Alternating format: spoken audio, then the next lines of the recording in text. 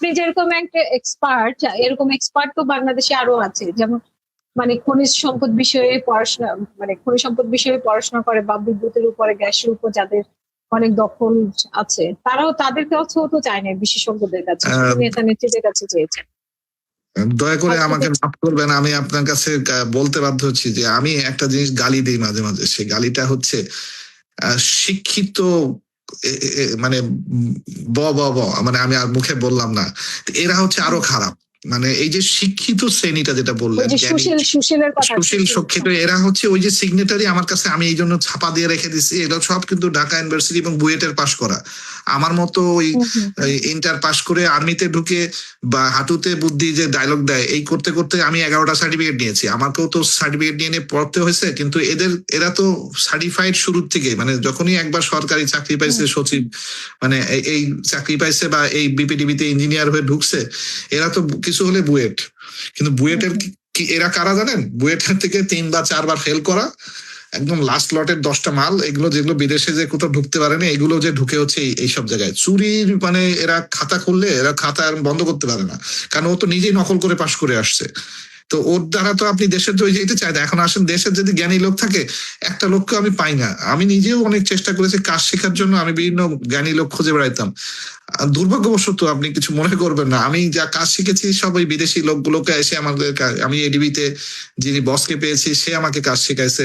আমি যে জার্মান কোম্পানিতে কাজ করেছি, সেই জার্মান কোম্পানির ইঞ্জিনিয়ার এবং প্রকিউরমেন্ট হেড, টেন্ডার ডকুমেন্টেশন, আমি তাদের কাছ থেকে কাজ শিখতে পারছি। দুর্ভাগ্যবশত বাংলাদেশের কোনো লোকে কাজ শিখতে গেলেই প্রথম কথা হচ্ছে আমি কি তার চেয়ার নিয়ে খায়া ফেলবো কিনা, এটা অবিশ্বাস। আর দ্বিতীয় অবিশ্বাসটাই হচ্ছে সে তো চুরি করে সারাদিন, সে তো কাজ করে না। আপনি যদি একটা মন্ত্রণালয়ে ঢোকেন, আপনার মানে আপনি ওই দিনের জন্য টিফিন ক্যারিয়ার নিয়ে যাইতে হবে, কারণ আপনি কোনো অফিসের সিটে তো মানুষ পাবেন না। অমুক স্যারের রুমে অমুক মানে মহিলা 3 জন সচিব, তো 4 জন মানে পুরুষ, এরা গল্প, সারাদিন গল্প করতেছে, সারাদিনে ফাইল নিয়ে ব্যস্ততা, মনে করেন ফাইল বগলে 2টা নিয়ে আসে কিন্তু কোনোদিন সাইন হয় না। তারা গবেষণা করতেছে, এই গবেষণা তাদের জীবনভর শেষ হয় না। আপনি যদি বিদেশে কোথাও যে একটা কোনো মন্ত্রণালয় দেখবেন, আপনি মন্ত্রণালয়ের সচিব টচিব খুঁজে পাবেন না, কারণ এদের কোনো বগল নাই, ফাইলও নাই। ওরা ওই ল্যাপটপে কাজ করে, ওরা অনলাইনে কাজ করে, ওদের কাজ নিয়ে কথা, ওদের সাথে এই যে গল্প এবং এইটা নিয়ে কারোর সাথে কথা না। অফিস টাইমে কেউ কারোর সাথে গল্প করে না, ওদের গল্প করার জন্য 2টা দিন দেওয়া আছে। তো এই যে মানে সমস্যাটা হচ্ছে, আপনি যে জ্ঞানী লোকদের কথা বলতেছেন যে এরা গেল কোথায়, এই জ্ঞানী উপদেষ্টা, আমি আরেকটা উদাহরণ দিই স্পেসিফিক। আমি 2017 সালে আমাকে এডিবি থেকে একটা প্রজেক্ট দেওয়া হলো। প্রজেক্টটা হচ্ছে বাংলাদেশের ভবিষ্যৎ সিনারিওতে রিনিউয়েবল এনার্জি, মানে নবায়নযোগ্য এনার্জি ব্যবহার করে কিভাবে উৎপাদন করা হয়। আমি প্রায় 1.5-2 মাস খাটলাম, ছোট্ট একটা কন্ট্রাক্ট, কিন্তু আমার মনে হলো যে এটার আমার লাইফ টাইমের একটা অ্যাচিভমেন্ট, যে আমি দেশের জন্য এত বড় একটা কাজ পেয়েছি। আমার ওরা 6 জন কনসালটেন্ট বিভিন্ন দেশের থেকে ছিলেন, আমি হচ্ছে বাংলাদেশের প্রতিনিধিত্ব করেছিলাম, বিদেশি টিমের সাথে আমি দেশি হিসেবে কাজ করেছি। সেই জায়গাতে যখন আমরা পলিসি গাইডলাইন গুলো বানালাম, তখন আমরা 64টা প্রজেক্ট ডিজাইন করে দেখাইছিলাম। সেডা নামে একটা অর্গানাইজেশন আছে, SEDA, sustainable renewable energy development organization, যেটা কাজই হচ্ছে সরকারকে পলিসি গাইডলাইন দিয়ে সহযোগিতা করা। তো আমরা যখন এই পেপারস গুলো প্রেজেন্টেশন দিলাম, আমরা ওনাদেরকে দেখালাম যে বাংলাদেশ কৃষি নির্ভর জাতি, এখানে আমাদের জায়গার স্ক্যারসিটি আছে, সোলার প্রজেক্ট গুলো হওয়ার জন্য আমরা কোন কোন জায়গাগুলো সিলেক্ট করতে পারি। যেমন ধরেন গভর্নমেন্টের যত অফিস আছে সেগুলো ছাদ, যেমন ধরেন অপ্রয়োজনীয় যে সকল বিল্ডিং পড়ে আছে, যেমন অনেকগুলো গুদাম ঘর আছে, তারপর রেল স্টেশন আছে, প্রত্যেকটা স্কুল, মানে প্রাথমিক স্কুল আছে কত হাজার, মাধ্যমিক স্কুল আছে কত হাজার, এবং এইগুলোকে আমরা মাইক্রো গ্রিড, সেমি গ্রিড এবং মেগা গ্রিড এইভাবে সাজালাম। 64টা প্রজেক্ট ডিজাইন করে দিলাম। যেমন ধরেন নতুন আইল্যান্ড তৈরি হচ্ছে এমন এমন জায়গায়, ধরেন এই যে আমাদের টিম নিয়ে আমরা বহু ঘুরেছি, আমাদের যে বরিশালের যে একটা নিচের অঞ্চলটা, এখানে কিছু কিছু চর আছে। এই চরগুলোর ধরনটা হচ্ছে যে এই চরগুলো একটা সময় জাগতেছে, এটা জাগতে জাগতেই আপনার 15 বছর লাগবে।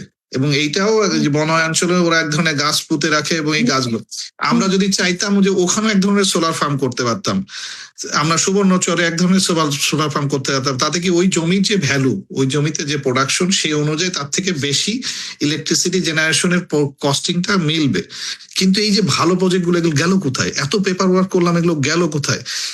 আমরা যখনই সেটাতে এগুলো জমা দিয়েছি তখন ওই যে ভূত, আমি যে কথাটা বললাম ভারতবর্ষের ভূত, এরা এই জিনিসগুলো গায়েব করে দিত। কারণ এদের এই মন্ত্রণালয়ে 2-1টা আইটেম বসানো আছে। এই যে আমি বিদ্যুতের একটা লোককে পেয়েছিলাম, নিরোদ মন্ডল, একদম 100% রয়্যাল এজেন্ট। হ্যাঁ, উনি 20 ব্যাচের।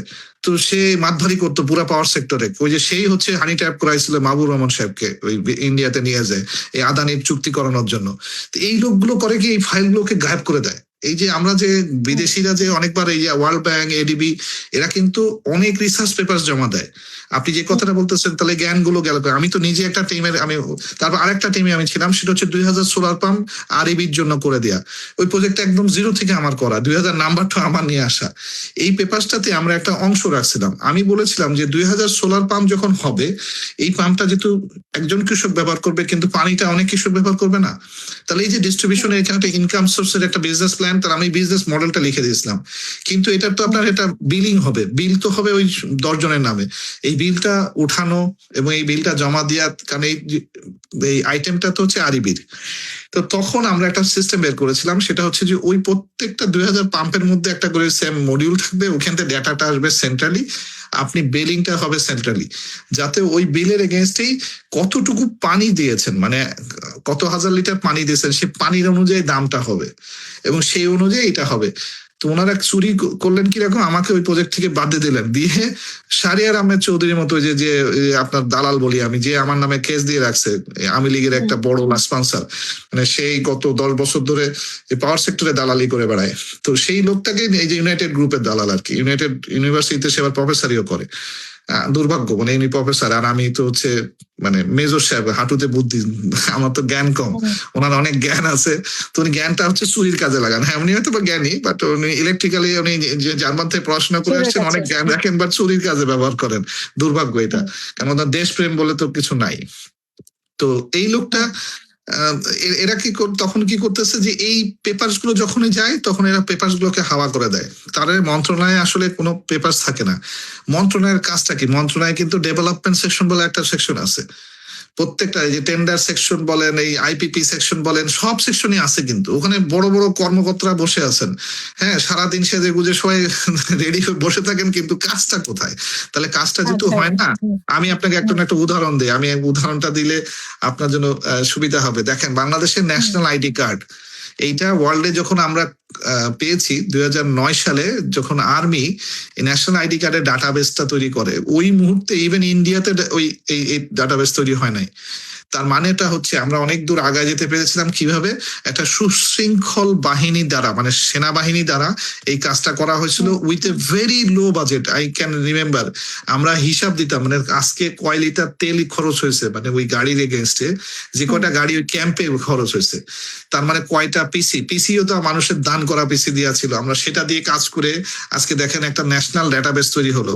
আনফর্চুনেটলি 2014 সালে ওইটার ব্যাপারে যাতে ইন্ডিয়া ব্যবহার না করে এবং একটা টাইগাইটি নাম কোম্পানি ওয়ার্ল্ড ব্যাংকে কমপ্লেন করতে যেয়ে আমি গুম হলাম।